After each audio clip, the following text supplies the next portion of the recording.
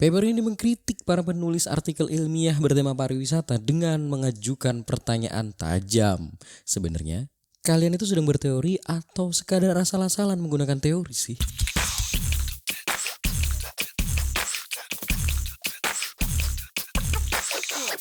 Halo, saya Hakim, seorang peneliti pariwisata yang belakangan ini suka mengubah artikel ilmiah jadi konten audio. Kenapa audio? Untuk bisa menyederhanakan dan ya kita capek ya seharian kerja. Jadi kita pengen bikin konten yang bisa didengarkan, dikonsumsi dan menambah isi kepala kita dengan santai. Sambil ngapa-ngapain tapi tetap bisa upgrade knowledge. Kali ini ada satu paper yang mengkritisi penulis-penulis di sektor pariwisata tentang penggunaan teori atau setidaknya penggunaan apa-apa yang mereka istilahkan dengan teori. Judul papernya adalah What Theory Is and Is Not, The Need for Theorizing in Tourism Research. Bentuknya adalah viewpoint, artinya paper ini itu lebih berorientasi untuk mengajak kita bertanya, berpikir kembali, mengevaluasi, mereview, dan memunculkan diskursus setelah membaca papernya. Si penulis mengajukan satu pertanyaan fundamental. Sebenarnya, kita ini sedang berteori atau cuma kelihatan seperti sedang berteori? Sang penulis bilang bahwa dia ingin menyentuh satu masalah yang sering kali tidak diakui secara terbuka oleh teman-teman penulis, tapi diam-diam jadi penyebab utama naskah kita itu ditolak di jurnal-jurnal ilmiah. Jadi ada fondasi teori yang dia bilang tuh lemah atau klaim kontribusi teoritis yang terlalu dipaksakan. Penulisnya malah bilang begini. Dan saya rasa cukup pedas ya. Dia bilang bahwa banyak peneliti pariwisata itu pasif dalam menggunakan teori. Teorinya dipakai? Ya. Dikutip? Iya. Tapi seringkali cuma sebagai tempelan. Dia menggambarkan bahwa dalam satu research kadang-kadang diagramnya ada. Statistiknya tuh kuat. Dan referensi yang digunakan itu juga panjang. Tapi ketika ditanya, apakah teorinya mampu menjelaskan riset ini? Mulai tidak bisa terjawab tuh. Disinilah kenapa paper ini saya anggap menarik, karena mereka tidak cuma bilang bahwa teori itu penting, tapi mereka coba meluruskan. Mereka coba meluruskan apa itu teori, apa yang sering keliru disebut sebagai teori, dan kenapa proses theorizing itu krusial kalau kita mau ilmu pariwisata jadi benar-benar maju. Kalau saya ringkas, di papernya gap yang pengen mereka isi itu ada di dua level. Yang pertama, gap soal pemahaman. Si penulis bilang bahwa ada miskonsepsi luas di literatur pariwisata tentang apa itu teori, sampai titik di mana kata teori itu bahkan bisa ditempel ke hampir apapun asal terdengar ilmiah. Nah, menarik ya. Nah, yang kedua ada gap praktik akademik. Jadi dia bilang banyak jurnal itu memberi dan melabeli harga tinggi seolah-olah pada kontribusi teoritis suatu research. Akibatnya banyak riset-riset yang mengejar label theoretical contribution, tapi proses berteorinya sendiri itu tidak dibangun dengan sebuah disiplin ilmu. Nah, yang membuat paper ini berbeda adalah cara dia menyampaikannya dalam tulisannya.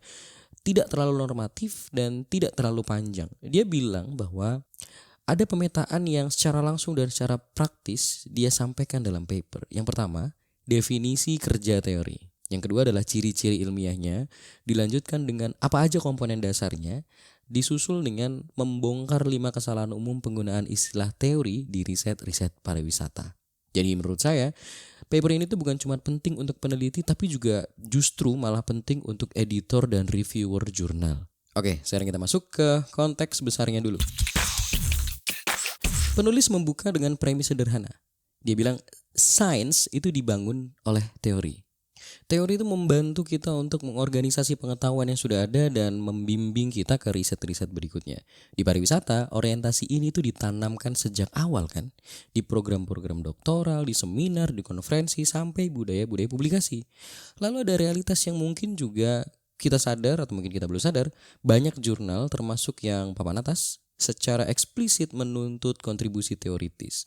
Dan alasan penolakan yang paling sering kita jumpai seperti pondasi teorinya tidak kuat atau kontribusi teoritisnya ini belum jelas nih. Nah, di bagian ini paper ini rasanya seperti menaruh cermin besar tuh di depan kita sebagai para penulis. Karena jujur ya, kita sering melihat paper yang referensinya sebanyak itu, tapi si penulis tuh bingung seolah-olah mau menjelaskan apa.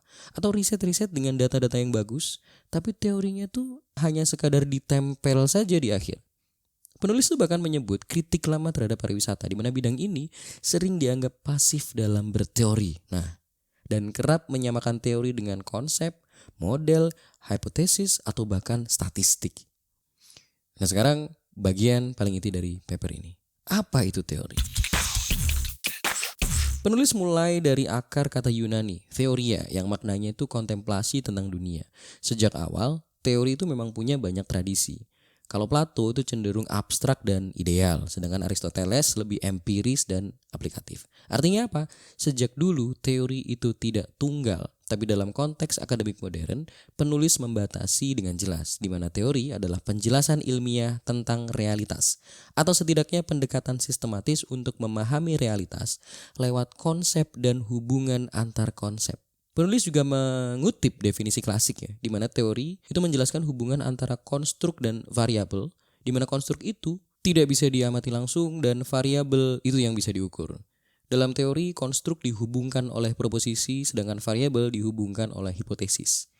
Jadi kalau disederhanakan, teori itu seperti mesin penjelas, dia bilang ya.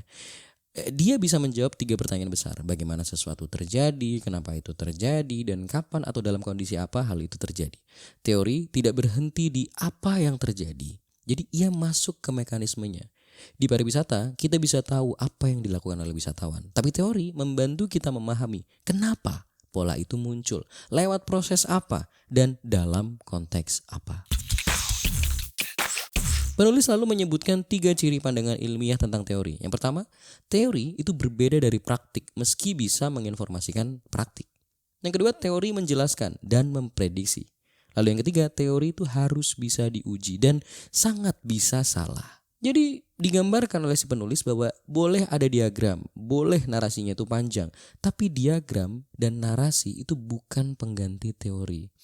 Penulis juga merangkum 4 elemen teori, yang ini penting ya, untuk memastikan bahwa apakah kita benar-benar berteori atau sekadar pura-pura berteori. Yang pertama, definisi variabel atau konstruknya. Yang kedua, domain penerapannya. Yang ketiga, penjelasan mekanisme hubungan. Dan yang keempat, prediksi spesifik. Dan disinilah banyak paper itu tumbang. Karena domainnya kabur, mekanismenya tidak dijelaskan, bahkan mungkin prediksinya tidak benar-benar diturunkan dari logika teori. Setelah itu kita coba masuk ke bagian menurut saya paling panas dari paper ini. Ada 5 kesalahan umum penggunaan istilah teori. Jadi pertama, istilah tourism theory itu menurut penulis menyesatkan. Pariwisata adalah bidang kajian, bukan satu fenomena tunggal. Tidak ada sebenarnya satu teori yang menjelaskan pariwisata secara utuh. Nah, yang kedua, dia bilang bahwa menambahkan kata teori ke sebuah konsep tidak otomatis membuatnya jadi teori. Dan ini sering terjadi karena tekanan publikasi. Akibatnya istilahnya terlihat ilmiah, tapi secara penjelasan kosong. Terus yang ketiga, diagram, model, dan hipotesis itu bukan teori.